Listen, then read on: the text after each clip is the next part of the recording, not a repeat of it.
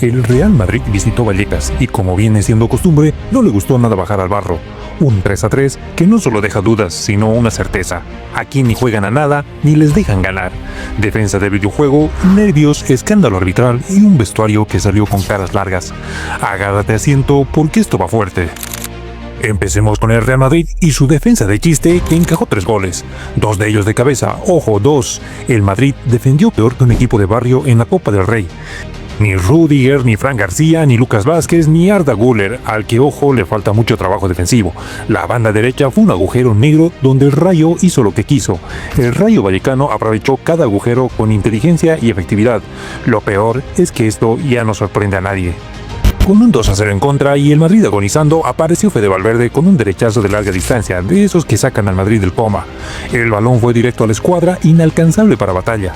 Si el Madrid tuvo vida, fue gracias a Valverde y su coraje inquebrantable.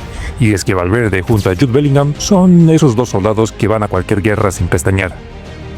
Por otro lado, Rodrigo rompió su sequía de 81 días sin marcar, un zurdazo con rebote que lo celebró a lo John Cena.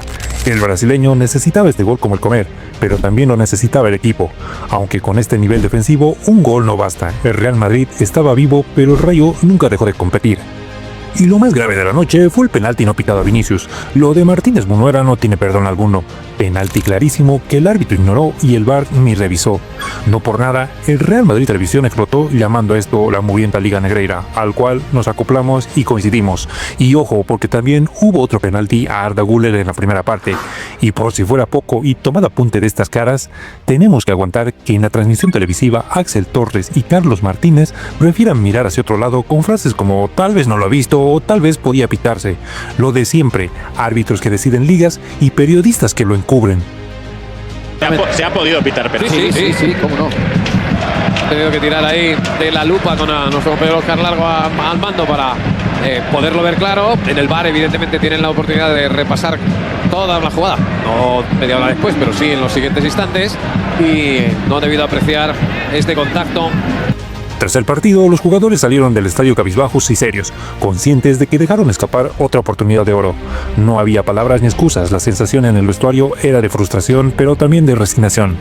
Ancelotti, por su parte, volvió a decepcionar en rueda de prensa al decir que estaba satisfecho. ¿Satisfecho? El Madrid perdió el liderato, defendió como un equipo de tercera división y el árbitro les robó en su cara, pero para Ancelotti todo está bien.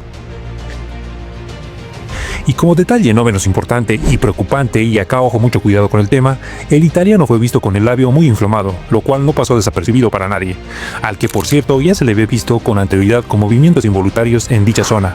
Un detalle preocupante que según expertos podría reflejar los nervios, estrés o algo más, y es que el caos que rodea al equipo no es para menos, señores. El Real Madrid, que empezó perdiendo 2-0 en media hora, reaccionó con un misil de Valverde y el cabezazo de Jude, pero fue incapaz de cerrar el partido. Rodrigo y Valverde dieron la cara, pero termina cediendo por su defensa de videojuego y el arbitraje escandaloso e indignante. Liderato negado por el CTA, pero también por un equipo que sigue sin mostrar nivel.